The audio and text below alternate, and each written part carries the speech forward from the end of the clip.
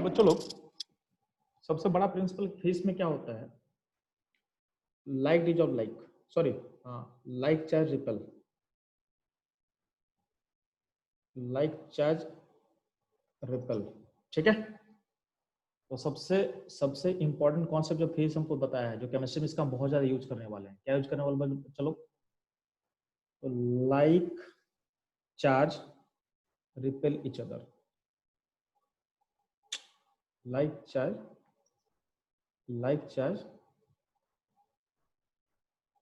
Charge repel repels. And क्या होता है बच्चों लोग? अनलाइक चार्ज क्या होता है? अट्रैक्ट होता है। अनलाइक चार्ज अट्रैक्ट होगा। तो लाइक चार्ज रिपेल होगा बच्चों लोग, और अनलाइक चार्ज क्या होता है? अट्रैक्ट होता है। तो ये फंडामेंटल है, इससे हम लोग बहुत सारा काम को आसान करने वाले हैं केमिस्ट्री में। ठीक, तो अगर बात करते हैं हम लोग, दो चार्ज पॉजिटिव है, तो दो चार्ज पॉजिटिव हो या दो चार्ज नेगेटिव हो, दोनों आपस में क्या करेगा बच्चों लोग? तो दोनों आपस में क्या करेगा? रिपेल करेगा। क्या करेगा बच्चों लोग? रिपेल करेगा। ठीक है, और अगर बात करते हैं हम लोग, एक पॉजिटिव है और दूसरा नेगेटिव है, तो इस केस में क्या होगा? इस केस में आपका अट्रैक्शन होता है। क्या होता है बच्चों लोग? अट्रैक्शन होता है।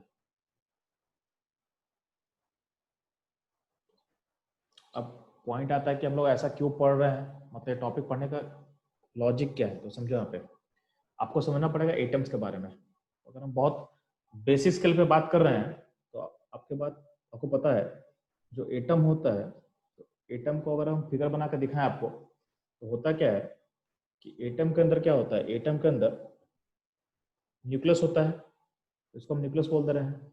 ऑल्दो ये बहुत हम बड़ा बना दिए हैं, इतना बड़ा तो होता नहीं न्यूक्लियस, ठीक है, बट आपको समझाना आसान होगा। ठीक है, तो न्यूक्लियस के अंदर क्या होता है बच्चों लोग? तो आपको पता होता है कि एटम के न्यूक्लियस में क्या होता है बच्चों लोग? प्रोटॉन होता है। प्रोटॉन होता है, ठीक है। तो एटम के न्यूक्लियस में क्या होता है? प्रोटॉन होता है। तो ये प्रोटॉन, ये मतलब प्रोटॉन। और एटम के बाहर में क्या होता है? एटम के बाहर में आपको पता है कि एटम के न्यूक्लियस के बाहर क्या होता है? सेल्स होता है। तो बाहर में इस तरीके से क्या होता है? ठीक है, इसको बोला गया सेल्स, इसको बोला गया है सेल्स। सेल्स बोलते हैं, या इसको कहीं कहीं बोला जाता है बच्चों लोग क्या बोलते हैं? ऑर्बिट बोलते हैं। क्या बच्चों बोलते हैं? ऑर्बिट बोलते हैं, सेल या फिर ऑर्बिट। और इसके अंदर होता क्या है? तो इसके अंदर होता है बच्चों लोग इलेक्ट्रॉन्स। क्या होता है बच्चों लोग? इलेक्ट्रॉन्स होता है। इसके पास होता है, आपके पास, मतलब सेल्स में क्या होता है? इलेक्ट्रॉन्स हो सकता है। ठीक है, इलेक्ट्रॉन का नंबर हम फोकस नहीं कर रहे हैं, नंबर में भी डिफर करेगा, बट हम बता रहे हैं कि आपके एटम में क्या होगा, सेल्स में क्या होता है? इलेक्ट्रॉन्स होता है। अब ध्यान देना, जो प्रोटॉन होता है, प्रोटॉन और इलेक्ट्रॉन का जो चार्ज होता है, बाय डिफॉल्ट हम मानते हैं कि प्रोटॉन का चार्ज होता है पॉजिटिव और इलेक्ट्रॉन का चार्ज होता है नेगेटिव। ठीक है, मतलब सिंपल सा सोचोगे ना कि चार्ज नेगेटिव पॉजिटिव कैसा है, तो उसको माना गया है, ठीक है, कि एक बार जो कन्वेंशन फॉलो करें उसको फॉलो किया जा रहा है। ध्यान ना, जिस तरह से क्या होता है कि अगर बोलेंगे लाइट, मतलब उजाला और अंधेरे में क्या रिलेशन है, मतलब डार्कनेस और ब्राइटनेस में क्या रिलेशन है, तो अगर आपका डार्क अगर डिफाइन कर दोगे, अब डार्क डिफाइन कर दो तो ब्राइटनेस अपने आप डिफाइन हो जाएगा। ठीक है, सिमिलरली बात करते हैं हीट और कोल्ड में क्या रिलेशन है, तो अगर हीट को आप डिफाइन कर दो तो कोल्ड अपने आप डिफाइन हो जाएगा। तो दोनों एक दूसरे का क्या है? कॉन्ट्राडिक्टरी है। तो अगर मान लेते हैं एक चीज को आप डिफाइन कर दे, दूसरा अपने आप डिफाइन हो जाएगा। इससे क्या होता है कि अगर मान लेते हैं कि प्रोटॉन का पॉजिटिव बोल दिए तो इलेक्ट्रॉन अपने आप क्या हो जाएगा? नेगेटिव हो जाएगा। दोनों क्या है? दोनों का प्रॉपर्टी एक दूसरे का अपोजिट होता है। ठीक है, तो प्रोटॉन का चार्ज को बोलेगा पॉजिटिव, इलेक्ट्रॉन का चार्ज को बोला नेगेटिव, और दोनों का जो चार्ज का मैग्नीट्यूड है, मैग्नीट्यूड क्या है? दोनों का बराबर होता है। दोनों का चार्ज का मैग्नीट्यूड क्या होता है? इक्वल होता है। तो प्रोटॉन का चार्ज और इक्वल टू क्या होता है? इलेक्ट्रॉन का चार्ज मैग्नीट्यूड वाइज। तो अगर बात करते हैं मैग्नीट्यूड वाइज, तो दोनों का चार्ज क्या होगा? इक्वल होगा। उसका वैल्यू क्या माना गया है? तो इसका वैल्यू बता दे रहा आपको। वैल्यू क्या होता है? 1.602 इंटू 10⁻19 कूलम, इसका वैल्यू होता है, इसका वैल्यू होता है। ठीक है, तो अब देखो यहाँ पे सिंपल से, जब हम चार्ज का बात करते हैं फिजिक्स में, तो केमिस्ट्री में तो चार्ज है ना, प्रोटॉन पॉजिटिव, इलेक्ट्रॉन क्या है? इलेक्ट्रॉन क्या है? नेगेटिव है। इसका मतलब क्या बोलेंगे कि प्रोटॉन प्रोटॉन क्या करेगा? आपस में रिपेल करेगा। इलेक्ट्रॉन प्रोटॉन क्या करेगा बच्चों लोग? रिपेल करेगा। और अगर बात करते हैं प्रोटॉन न्यूट्रॉन का, तो क्या होगा, ये अट्रैक्शन करेगा, ये अट्रैक्ट करता है। तो इलेक्ट्रॉन प्रोटॉन क्या होता है, इलेक्ट्रॉन प्रोटॉन आपस में क्या करेगा, अट्रैक्ट करेगा। ठीक है, तो ये आपका यहाँ पर एप्लीकेशन छोटा सा रहेगा। अब ध्यान दो, इतना ये जो हम टॉपिक ले रहे हैं इसका मोटो क्या है, तो मोटो आप लोग पढ़ते हो, ये बहुत इंपॉर्टेंट कॉन्सेप्ट है अपने पास। इंपॉर्टेंट कॉन्सेप्ट क्या अपने पास, सेल्डिंग इफेक्ट। जो सेल्डिंग इफेक्ट है ये इनऑर्गेनिक केमिस्ट्री का पूरा बेस बनाएगा। सेल्डिंग इफेक्ट, सेल्डिंग इफेक्ट। ठीक है, तो हमको बेसिकली टॉपिक आपको समझाना है सेल्डिंग इफेक्ट होता क्या है। तो उसको समझाने के लिए आपको मेरे को समझाना पड़ेगा था फिजिक्स, आपको तो मेरे को समझाना पड़ेगा फिजिक्स। तो आप लोग ध्यान देना, जब आप पढ़ोगे जब क्लास 12 में जाओगे ना, तो आप चैप्टर को कवर करोगे इलेक्ट्रोस्टैटिक। क्या कवर करोगे, इलेक्ट्रोस्टैटिक। तो इलेक्ट्रोस्टैटिक चैप्टर है क्लास 12 में, पहला चैप्टर क्लास 12 का फिजिक्स का। ठीक है, तो इस चैप्टर में आप लोग क्या सीखते हो कि जब भी कोई चार्ज, एक पॉजिटिव चार्ज आएगा, ठीक है, तो उस चार्ज तो इस चार्ज को हम अगर मानते हैं कि ये चार्ज मतलब पॉइंट है, ये चार्ज मतलब पॉइंट चार्ज है, तो पॉइंट चार्ज मतलब ये प्लस क्यू है लेकिन ये पॉइंट की तरह मान लेते हैं, प्लस क्यू है लेकिन ये पॉइंट की तरह मान लेते हैं। ठीक है, और इससे डिस्टेंस मान लेते हैं, इससे डिस्टेंस आर पे, इससे आर डिस्टेंस पे, ठीक है, इसे एक आर डिस्टेंस पे एक और चार्ज लेते हैं, एक और चार्ज मान लेते हैं, पॉजिटिव मान लेते हैं, एक और चार्ज मान लेते हैं, उसको हम बोल रहे हैं Q1। क्या बोल रहे हैं, प्लस Q1। और दोनों का डिस्टेंस है, दोनों डिस्टेंस आर है। इन दोनों चार्ज के बीच में एक फोर्स होगा। आपको बताने का मतलब ये नीड नहीं है, फोर्स का टाइप क्या होगा, तो फोर्स है रिपल्सन होगा। ये दोनों चार्ज पॉजिटिव है तो क्या करेगा, रिपेल करेगा। क्या करेगा, इसके बीच में रिपल्सन होगा। और इस रिपल्सन का जो फोर्स का जो वैल्यू होगा, उस वैल्यू को आपको याद रखना है। वैल्यू को क्या रखना है, ध्यान देना, इसका जो वैल्यू होगा रिपल्सन होगा, उस फोर्स ऑफ रिपल्सन, उस फोर्स ऑफ आर मतलब रिपल्सन, आर मतलब रिपल्सन, तो जो रिपल्सिव फोर्स है उसका वैल्यू होता है के Q1 आर स्क्वायर। ये होगा उस रिपल्सिव फोर्स का वैल्यू, ये होगा उस रिपल्सिव फोर्स का वैल्यू।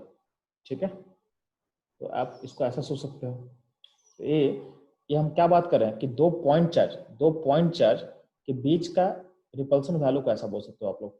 अगर ये बात करते कि नहीं, अगर मान लेते कि पॉजिटिव होता और एक नेगेटिव होता तो क्या होता, तो कोई दिक्कत नहीं है, फोर्स टाइप तो सेम ही होगा ना।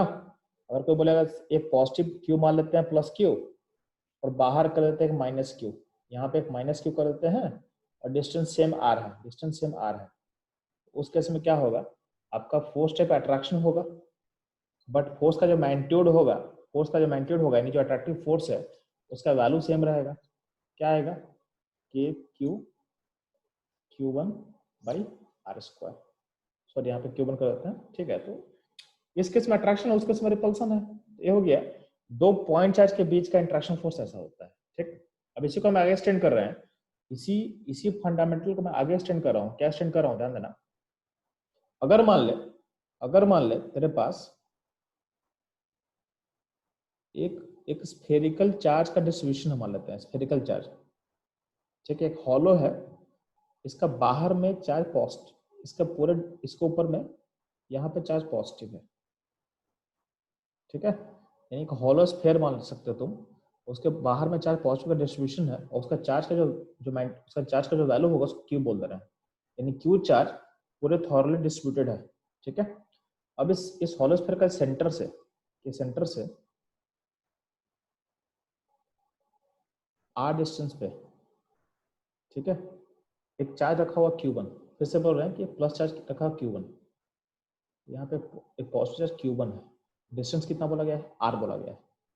तो बोला इस केस में फोर्स का वैल्यू क्या होगा, तो ध्यान देना, तो इसमें दो केस ले रहे हैं। पहला केस है कि बाहर Q1 है R डिस्टेंस पे।